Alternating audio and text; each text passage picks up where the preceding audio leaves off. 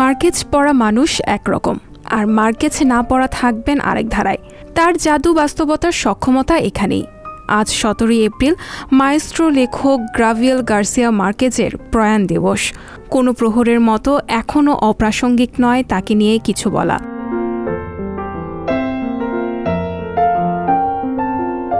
গ্যাবো ডাকনামের Marquez ছিলেন জাদু বাস্তবতা নামক সাহিত্যের বিশেষ ধরনটির শৌকর্যধারী। সাহিত্যের অনেক বিষয়ই পুরো ব্যাখ্যায় স্পষ্ট হয় না, তবে জাদু বাস্তবতা বা ম্যাজিক রিয়েলিজম হচ্ছে এমন এক লেখার টেকনিক যাতে আপাত দৃষ্টিতে স্বাভাবিক ও দৈনন্দিন পৃথিবীর কিছু বিষয় সেখানে অবিশ্বাস্য ভিন্ন নিয়মে ঘটে। মার্কেজ বেড়ে উঠেছিলেন তার নানির কাছে। এই নানি ছিলেন অসাধারণ গল্প বলিয়ে। ক্যারিবীয় ও ল্যাতিন অঞ্চলের নানা লোকগল্পে তিনি ঋদ্ধ শৈশব থেকে। নিজের সাহিত্যে ঘুরে ফিরে এসেছে এই লোকায়ত সৃষ্টি।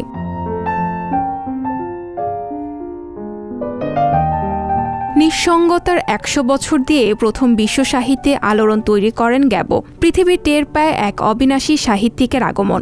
1982 সালে নোবেল পুরস্কারে ভূষিত হন তিনি এই সৃষ্টি গুণে। মার্কেজের ব্যক্তিগত সখ্যতা ছিল কিউবার বিপ্লবী নেতা ফিদেল কাস্ট্রোর সাথে।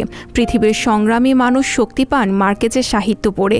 বেশ কিছু চলচ্চিত্র নির্মিত হয়েছে তার সাহিত্যকে ভিত্তি করে।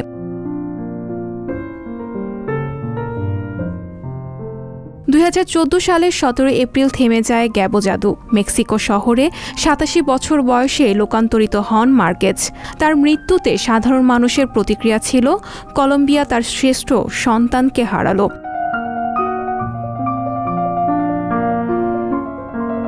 জাদু বাস্তবতাবাদ আর মার্কেজের সাহিত্য অবিচ্ছিন্ন।